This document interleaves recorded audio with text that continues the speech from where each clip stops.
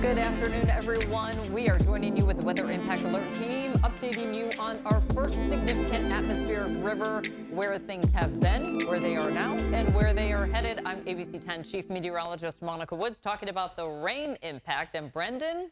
Yeah, but I'm ABC 10 meteorologist Brendan Mitchell talking about the winter impacts, the snow impacts in the Sierra. And even though it's really not snowing up there today, and really won't snow much up there tomorrow either, Monica, we are not even close to the end of this atmospheric river. No, we certainly aren't. And it's going to be a lot of changing impacts. So let's get you started right now on this view of I-80 at Donner Summit. We've seen it go from rain to snow to rain.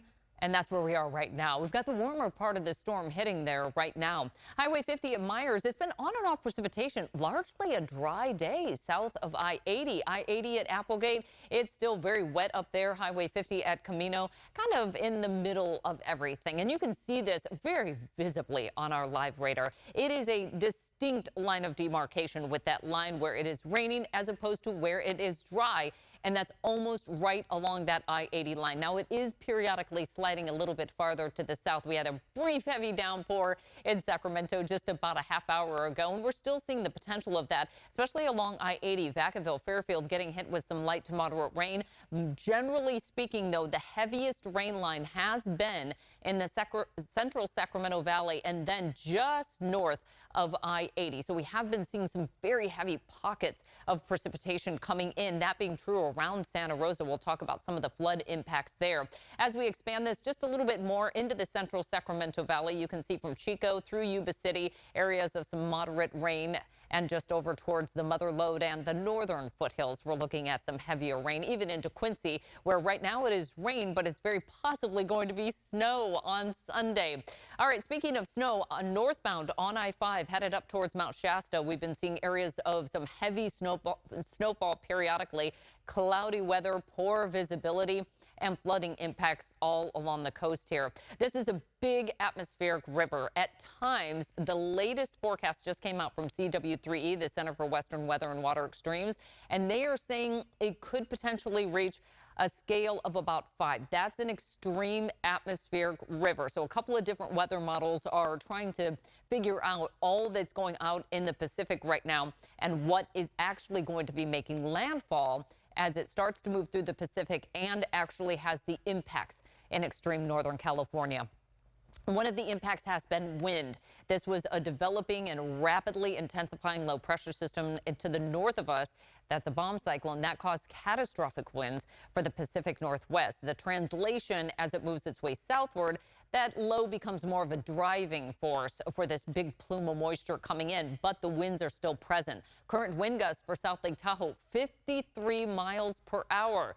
So we don't have a high wind warning there, but just north, we were talking about the big impacts being in extreme Northern California, a high wind warning in effect through tomorrow morning. As we move our way southward, we get into this wind advisory at 7 o'clock tonight until tomorrow morning at 10 a.m. for the central and northern part of the Sacramento Valley. East of the crest, also a wind advisory, and then a little bit closer to the coast. So let's take a moment to look at those future wind gusts overnight tonight through early tomorrow. Sacramento Capital Region, now about 30 to 35 mile per hour peak wind gusts coming in by tomorrow afternoon. Now that will fall directly in line with some of the heavier rain that also develops overnight tonight through tomorrow. So for the evening commute, we've got potential wind gusts at about 30 miles per hour and periods of heavy rain for the Sierra as we start to see that transition from rain over to snow, the cold air working in, wind gusts over 40 miles per hour and at times about 45 miles per hour. Some of those areas also will be seeing wind gusts over 50 miles per hour, blowing, drifting snow. You get the idea. It's going to be messy in the Sierra. Right now, okay, take a look at this. I think this is such a description and perfect illustration of the difference in the air mass. Marysville is at 55 degrees. Modesto is almost at 70. That just shows the difference of where that atmospheric river hits and where the warm air is opposed to the colder air. Colder air is north of I-80. Nevada City at a lower elevation is at 45 degrees. Truckee in the mountains is at 46. So we've got a temperature difference that is actually favoring rain in the Sierra and more so cold air and possibly some higher foothill elevation snow. But this all continues to change as that colder air works in. So today we're seeing mainly dry conditions south of I-80. That's not to say we won't get some scattered showers here and there, because certainly that's been the case. Friday, heavier rain develops in the valley and Sierra. Strong winds developing as well. And then we start to see the cold air come in. Saturday, we see that snow line drawing down, heavy snow at times. We still see snow on Sunday at lower elevations, and scattered showers continue for the valley. Now, this is going to be two distinct lines that are coming through. So right now, we're in that first plume of moisture pushing our way. Since midnight, we've had over 2 inches of rain for Oroville, over 3/4 of an inch for Marysville, 3 3/4 of an inch of rain for Santa Rosa, almost 3 inches of rain for Ukiah. Look at south of Highway 50, or south of I-80. Barely anything in the bucket since midnight for Stockton and Modesto. Those are the areas that have been largely dry for today, but we're still seeing those totals go up north of I-80. Bigger regional perspective on the differences in precipitation. Mount Shasta, almost 10 inches of precipitation over the past 3 days. Redding, over 6 inches. Red Bluff closing in on 4. Oroville closing in on almost 4 inches of rain. Even Vacaville over 1.5 inches, and Rockland with 1.25 inches. All of those areas either north of I-80 or right along that I-80 line. Take a look at south of that. Stockton, barely 1/4 inch of rain. Lathrop, just about 1/10 inch of rain. But all of those areas that have been largely dry are going to see some pretty dramatic impacts coming our way tomorrow through the weekend. We've got multiple weather alerts out right now, and we're going to be dissecting each one of these. But the big headline is the big rain is going to make a return overnight tonight through the weekend. Changing mountain conditions. And this all leads us into pre-holiday travel next week. Can you even believe it? It's Thanksgiving.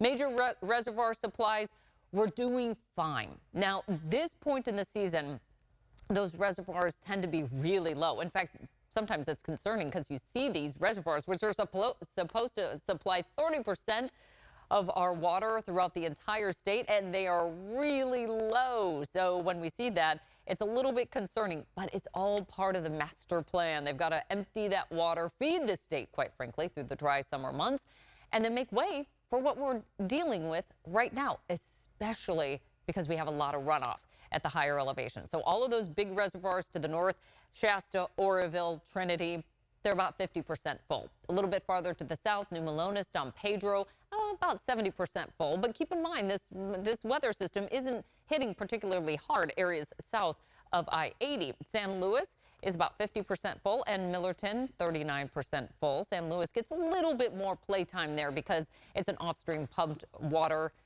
reservoir, so they're able to kind of manage that a little bit easier than, say, a big deal of runoff. We do have one place that is going to be seeing some major flooding, that being the Eel River, and it's right here on the northwest coast, so you can see it. I know it's hard to read on this graphic, but we were trying to make so many in a short period of time. So there's that little dot right there. There's the northwest coast. Here's Sacramento, by the way, and San Francisco. So that just shows you the how far it is away from some of the bigger metropolitan areas. Not to say that there's not people that won't be affected by this. But as we go through the time scale here, what's going to happen is the accumulated rain that's going to be building and just flowing in. So it is forecasted to reach that major flood stage by early next week. Again, leading into some dangerous time zones there. So we will be continue to monitor that. Now, flood warning is in effect, and we're going to be watching out for all of the accumulated effects as well as this flood warning near Santa Rosa. This came out just a little while ago, earlier this afternoon. It's basically, we've got a lot of rain, short period of time, almost 4 inches of rain in Santa Rosa. So you're talking creeks, streams, and really low-lying roadways as well. This is in wine country, and for anybody that's traveled around this region, it is basically hilly, and so you get the runoff, and then you've got the roads that are winding through. Beautiful area, but very vulnerable to a lot of rain coming in off the hills, those wine and beautiful rolling hills through Napa, Sonoma, and all of the regions around there. Flood watch in effect as well. Friday at 10 p.m. you can see that's when this will all expire, and it's because of the changing and shifting location of the biggest plume of moisture. Flood advisory, that's kind of on the lowest scale of things. You go warning, watch, advisory. This is all playing out in the background. That extends along the coast and north of I-80 from the upper foothills through the Sierra. All right, let's just take the model rainfall through Friday at 11 p.m. So that's going to be kind of this next wave that comes through. We're still going to be picking up about 1/4 of an inch to over an inch of rain right around I-80, kind of just hovering north and south of that. Once you get much farther to the north, places like Oroville, another 4 inches of rain. So that's a lot coming in. Colusa, another 2 inches of rain.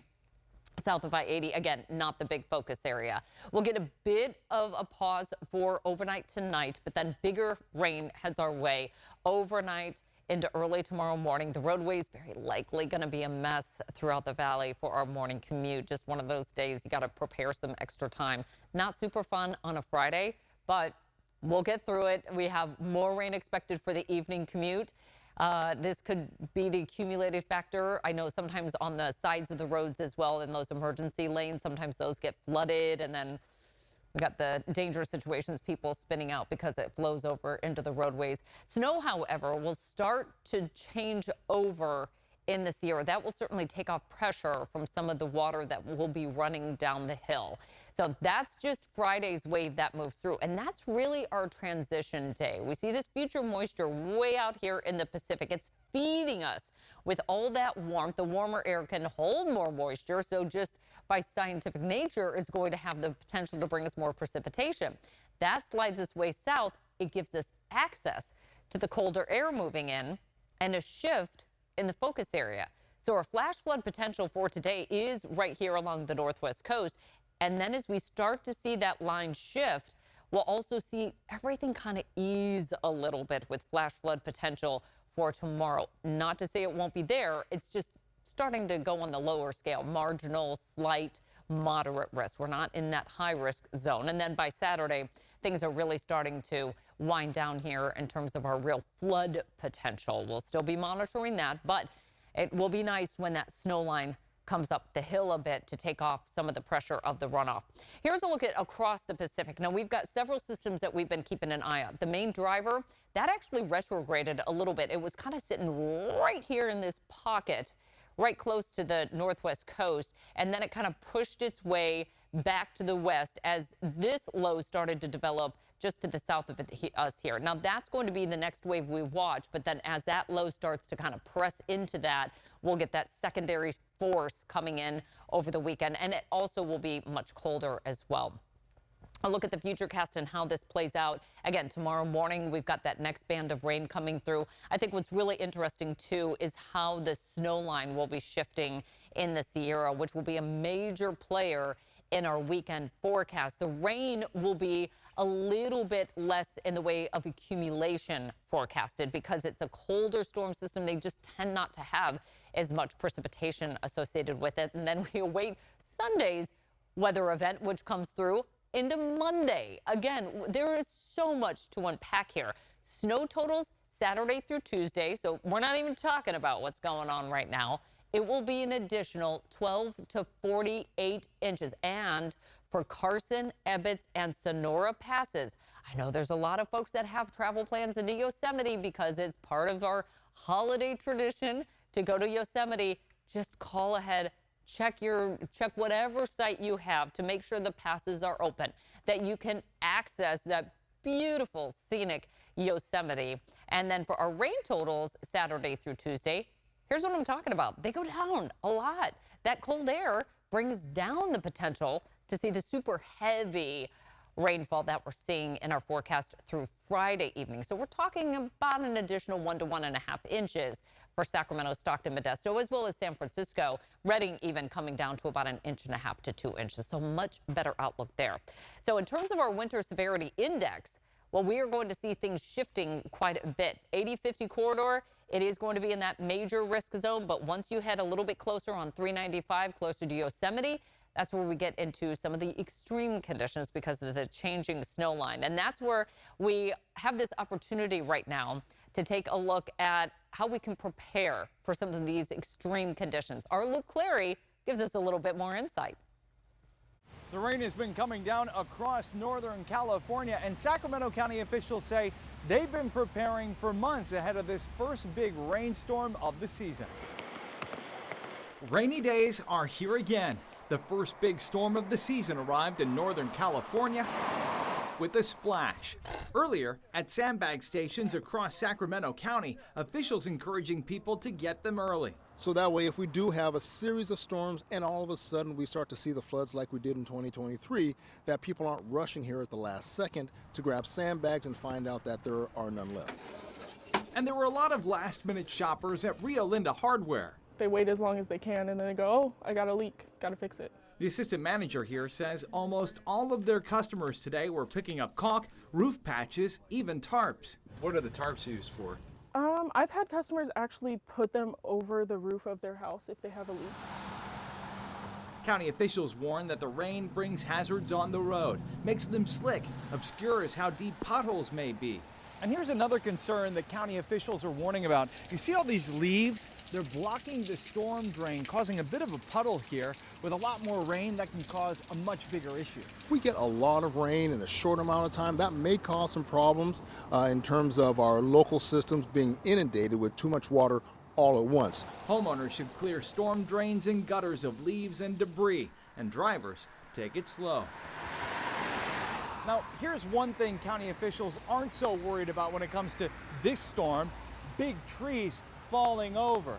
This being the first major storm of the season, the ground isn't saturated yet. At least not as saturated as it will be later on in the year, when big trees like this one will become much more of a potential hazard. Reporting in Sacramento, Luke Clary, ABC 10.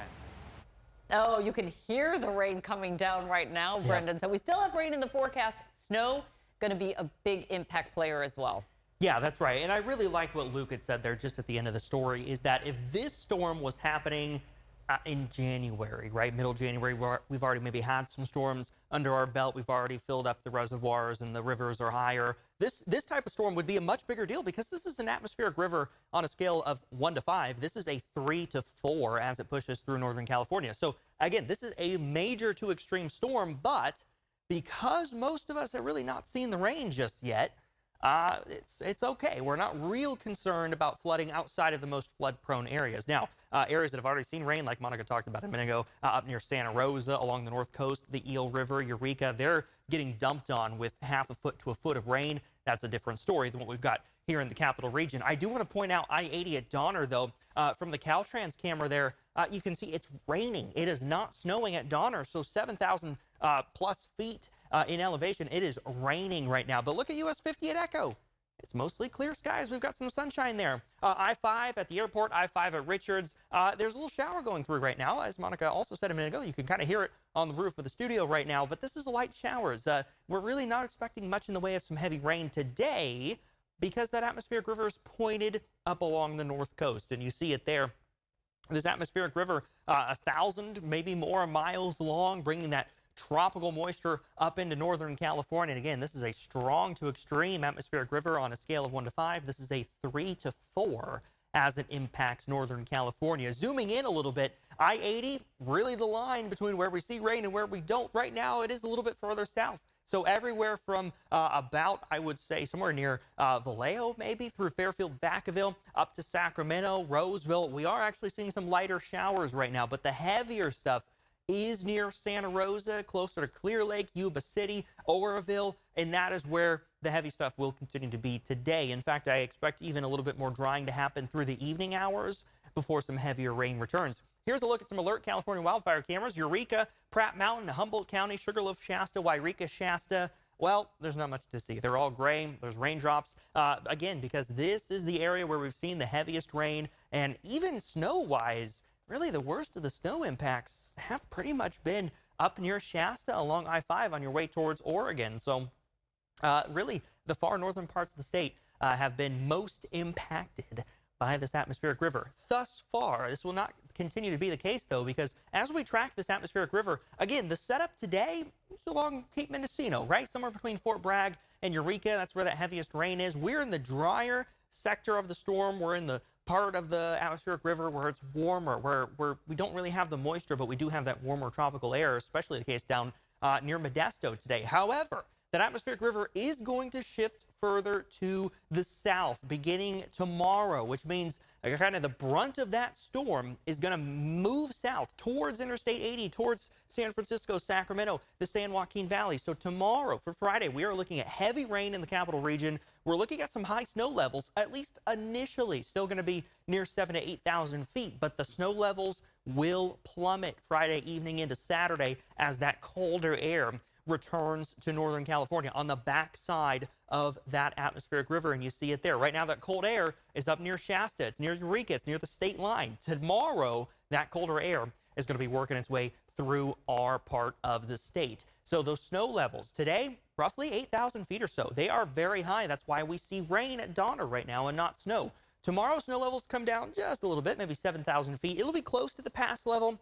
I'm not sure we'll see accumulating snow at somewhere like Donner tomorrow. Definitely some flurries possible, some mixed precipitation possible. It's not out of the question. We see maybe 1 to 4 inches of snow at the passes tomorrow. But I'm really not expecting much in the way of snow until we get to Friday night, when the snow levels finally drop to about 6,000 feet below pass level. And then Saturday, especially Saturday morning, going to drop to about 5,000 feet. So the heaviest snow doesn't begin until Friday night. And in fact, we may not see snow again across much of the Sierra until we get to Friday night, because we are just in the warm part of the storm right now. We don't have that cooler air needed to change that rain over to snow.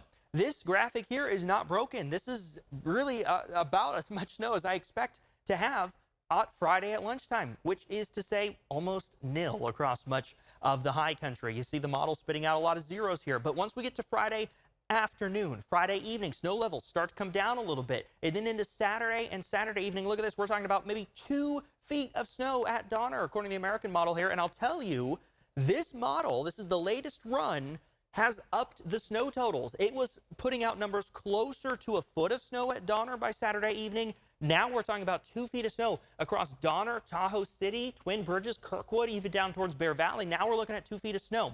Again, this is the latest model run. These are new numbers, and it has quite significantly, I would say, upped the amount of snow expected by Saturday evening. We'll take a look at the European model, and you see, actually, they're pretty much in agreement now. The European model for most of the day has been saying about 2 feet of snow, and now we see the American model there too. So that means we're getting a better picture of what to expect as we head into the weekend. So if you are going up to the high country today, you don't need chains. We're talking about rain. You're going up this weekend, or maybe you're coming back down this weekend. You take a look at these numbers here, anywhere from 24 to about 32 inches of snow. That's 2 to 3 feet generally across the Sierra. We're talking about chain controls, and that will very likely begin by the time we get to Saturday morning, if not earlier than that. We've got a winter storm warning that begins Friday evening. We're talking 1 to 4 feet of snow. The highest snow totals are likely going to be north of Interstate 80, but wind gusts over 50 miles per hour possible across much of the Sierra. Again, like I mentioned a minute ago, chain controls will at some point be needed. If not by Friday night, then almost certainly by the time we wake up Saturday morning. Travel will be discouraged, not just because of the snow load, but also because of the wind could create some whiteout conditions at times. And that winter storm warning continues until 4 p.m. on Tuesday. The numbers I just showed you only went to Saturday.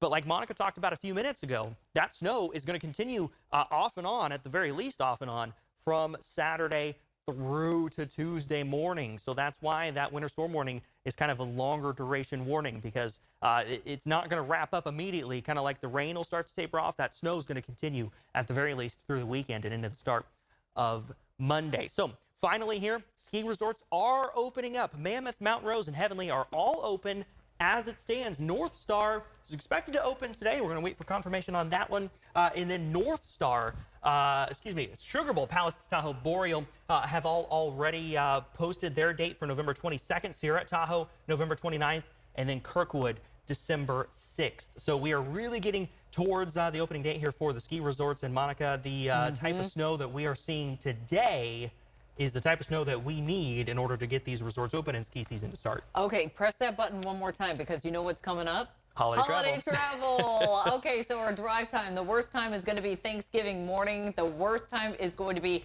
Tuesday evening through Wednesday. Now, we're expecting an increase by car of over almost 2% year to year. By air, we'll see about 2% more of people. And click that So if you're button. going to drive, leave Thanksgiving morning. Yes. And then flying, I know. Have you flown Thanksgiving before? It's been a few years, and Yeah, I'll tell don't you do because it. I don't like it. I would don't rather like it drive. either.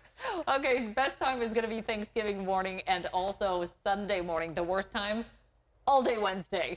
So People are trying to get there before the holiday. It's understandable, but it's usually even a little cheaper sometimes to fly Thanksgiving. I know, and everybody wants to get that great meal going, but locally it looks like we are going to have some better weather by Thanksgiving, so that's some good news there.